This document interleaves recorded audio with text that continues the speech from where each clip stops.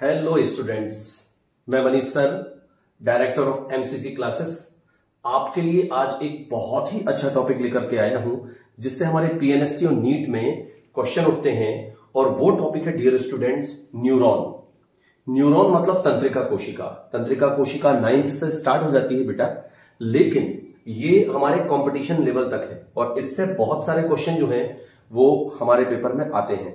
तो इसकी पूरी बेसिक से जानकारी मैं आपको देने जा रहा हूं। आज एक बहुत अच्छा टॉपिक हमारे लिए और साथ में क्वेश्चन भी आपको पूरे जानकारी में आएंगे। तो चलिए देखते हैं न्यूरॉन के बारे में। तो न्यूरॉन मतलब होता बेटा तंत्रिका कोशिका। सबसे पहले ये जान लें आप, हमारा जो तंत्रिका तंत्र होता है, तंत्रिका तंत्र क्या होता है? तंत्रिका तंत्र मतलब नर्वस सिस्टम।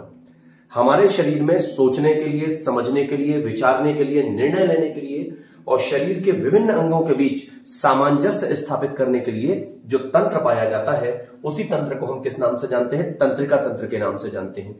उसी तंत्रिका तंत्र की संरचनात्मक और कार्यात्मक इकाई जो है उसे हम न्यूरॉन के नाम से जानते हैं, अर्थात तंत्रिका कोशिका के नाम से जानते हैं। इसे ही हम न्यूरॉन या तंत्रिका कोशिका के नाम से जानते हैं, याद रखिएगा। या तो हम बोल सकते हैं तंत्रिका कोशिका, या तो फिर हम बेटा बोल सकते हैं क्या? न्यूरॉन। तंत्रिका कोशिका या न्यूरॉन के नाम से हम जानते हैं, राइट।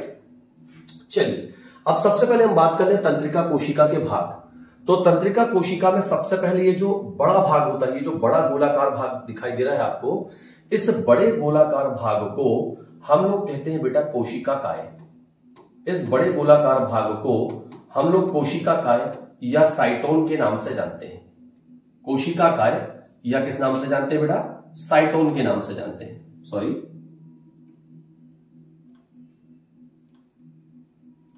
इस बड़े गोलाकार भाग को हम लोग कहते हैं कोशिका काय या फिर साइटोन। ठीक, ये हम पढ़ रहे हैं न्यूरॉन, जैसा कि मैंने आपको बताया है। ठीक, अच्छा, अब इस बड़े गोलाकार भाग अर्थात कोशिका काय में क्या क्या है? तो सबसे पहले देखेंगे आप, यहां पर बीच में एक केंद्रक है। यहां पर यह लिखा हुआ है केंद्रक। सबसे पहले बीच में एक केंद्रक होता है। केंद्रक के चारों तरफ यहां पर क्या भरा होता है? कोशिका द्रव भरा होता है। क्या भरा होता है? कोशिका द्रव। और इस कोशिका द्रव में, याद रखिएगा, इस कोशिका द्रव को हम लोग एक्सोप्लाज्म के नाम से भी जानते हैं। किस नाम से जानते हैं बेटा? यहां पर भरा होता है कोशिका द्रव, इधर पर होता है कोशिका द्रव, याद रखिएगा, कोशिका द्रव, जिसको हम लोग एक्सोप्लाज्म के नाम से भी जानते हैं। किस नाम से जानते हैं? एक्सोप्लाज्म के नाम से भी जानते हैं, याद रखिएगा।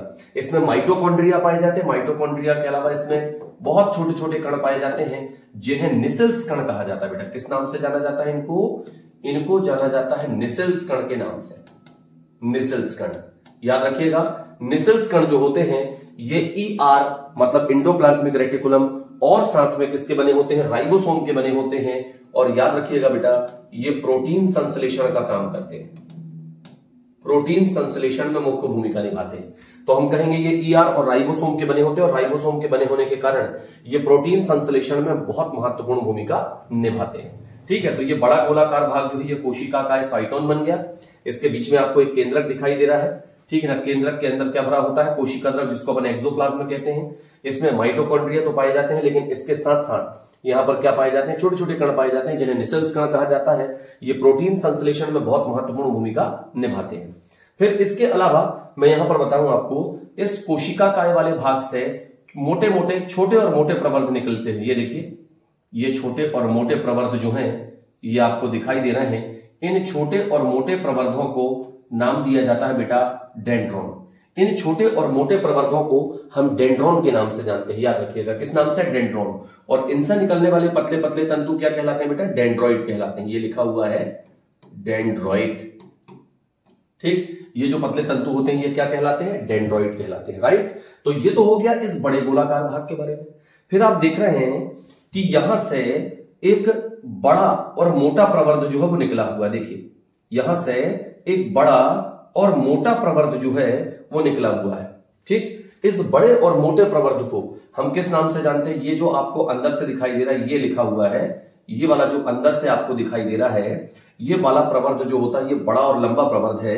इस बड़े और लंबे प्रवर्ध को हम लोग एक्सोन के नाम से जानते हैं या इसी को हम लोग तंत्रिकाक्ष के नाम से जानते हैं। यही वो हिस्सा है जो सूचनाओं को एक तंत्रिका कोशिका से दूसरी तंत्रिका कोशिका में पहुंचाने का काम करता है। याद रखिएगा, एक तंत्रिका कोशिका से दूसरी तंत्रिका कोशिका में यही है जो क्या करता है, सूचनाओं को पहुंचाने का काम करता है। राइट, चलिए ये बात भी हमने जान ली है।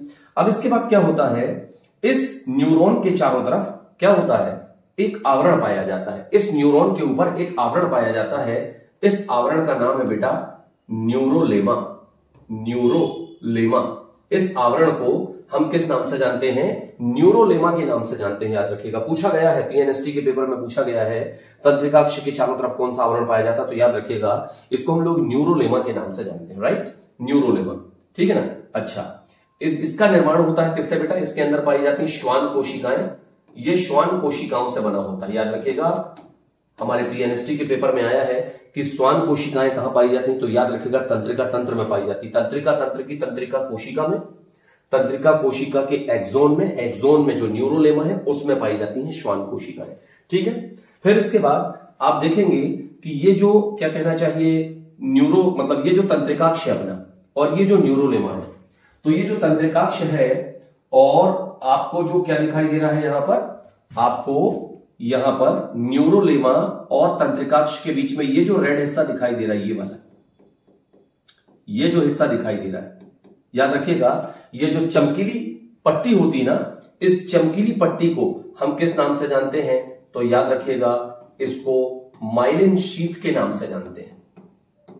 इसको किस नाम से जानते हैं बेटा, माइलिन शीथ। आखिर ये है क्या, ठीक, आखिर ये है क्या, तो मैं आपको बता दूं बेटा कि श्वान कोशिकाएं जो पदार्थ स्रावित करती हैं, ठीक है ना, वही पदार्थ यहां पर एकत्रित होता है और यही पदार्थ क्या होता है, माइलिन शीथ होता है। तो हम कहेंगे कि जो एक्सोन है और जो न्यूरोलेमा है, इनके बीच चमकीले पदार्थों की जो पट्टी पाई जाती है, इसी पट्टी को हम किस नाम से जानते हैं बेटा, माइलिन शीथ के नाम से जानते हैं। इसी पट्टी को हम किस नाम से जानते हैं, माइलिन शीथ के नाम से जानते हैं। राइट, चलिए ये बात भी होगी क्लियर बेटा। फिर आगे चलते हैं, आप देखेंगे कि जो एक्सोन होता, ये जो एक्सोन है मतलब ये जो तंत्रिकाक्ष है, इसको न्यूरोलेमा जो है ये पूरा पूरा नहीं ढकता।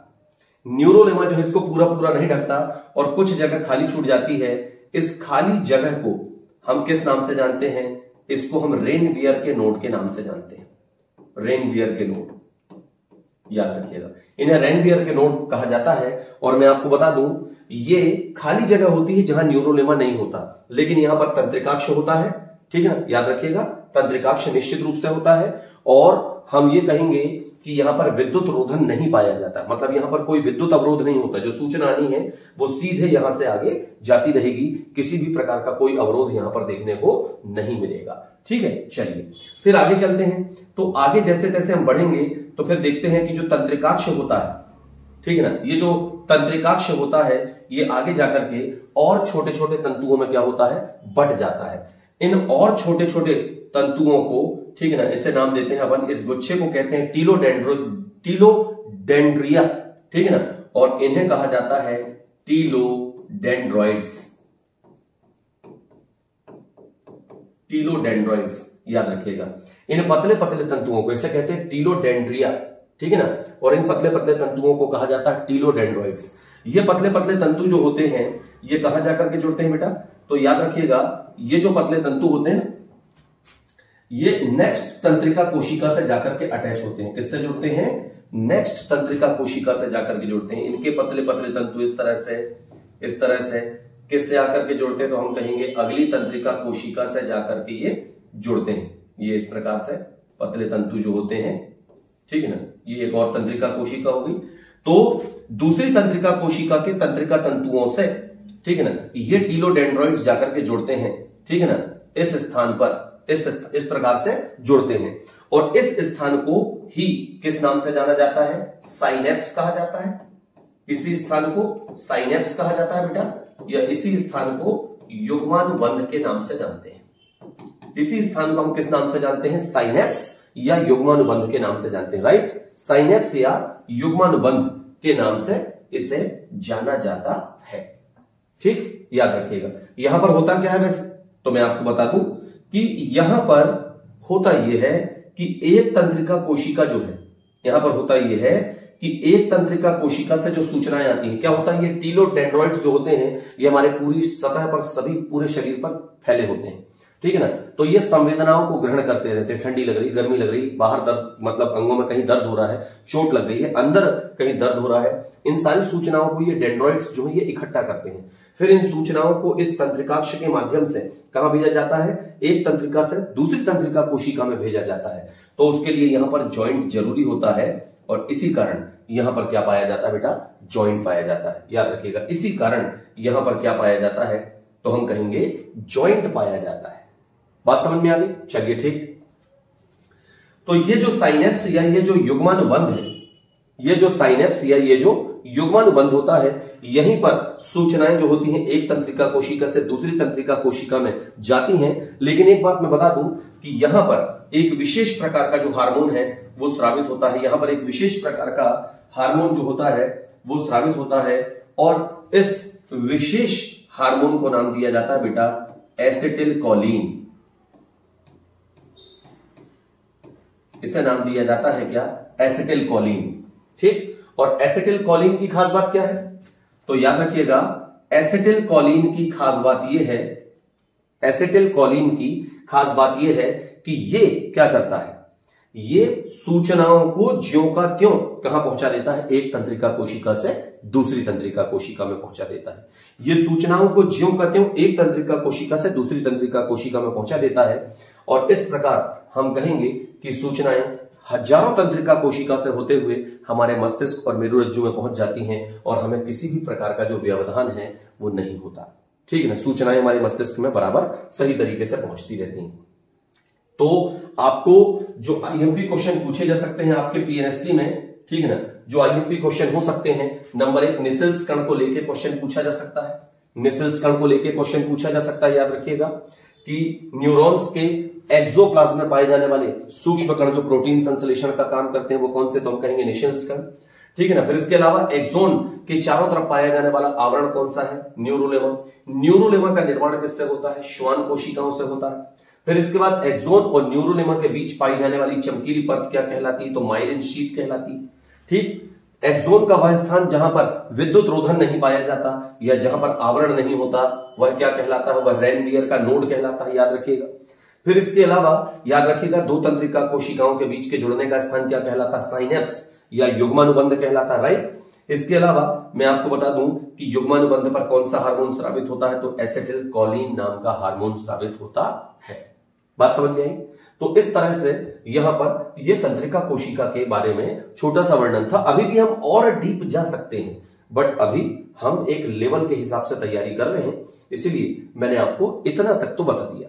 मैं आपको बताना चाहूंगा कि आप यदि पीएनएसटी की तैयारी कर रहे हैं तो आपको मालूम है कि 8 जून को पीएनएसटी का पेपर है, एमपी पीएनएसटी का पेपर है।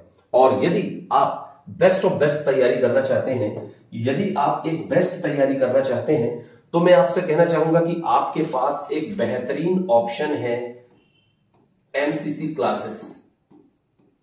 एमसीसी क्लासेस हिंदी मीडियम के लिए मध्य प्रदेश की बेस्ट कोचिंगों में से एक है।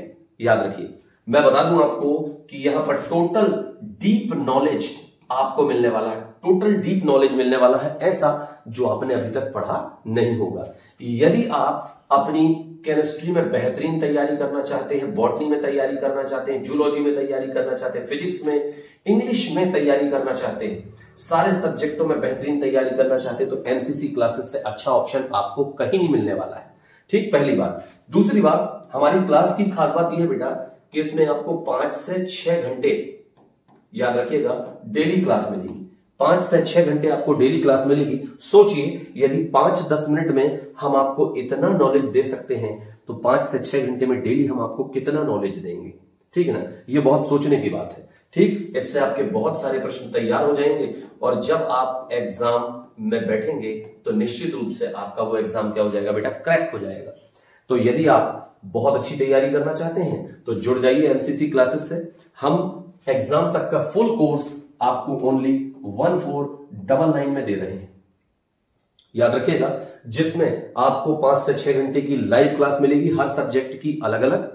ठीक, दूसरी बात, आपको रिकॉर्डेड क्लास भी मिलेंगी, साथ में आपको पीडीएफ नोट्स भी मिलेंगे और साथ में हम बहुत जल्दी अपने बच्चों के लिए टेस्ट सीरीज भी लेकर के आ रहे हैं। तो प्लीज ज्वाइन कीजिए एमसीसी क्लासेस और अपने आप को अपने लक्ष्य की ओर बढ़ाइए। ठीक है, मिलते हैं अगले वीडियो में। यदि मेरी आपको ये जानकारी अच्छी लगी हो तो प्लीज मेरे चैनल को लाइक कीजिए, सब्सक्राइब कीजिए और ज्यादा से ज्यादा शेयर कीजिए ताकि सभी लोगों तक, आपके मित्रों तक सही जानकारी पहुंच सके। ओके बेटा, ठीक, मिलते हैं अगले वीडियो में। Thank you.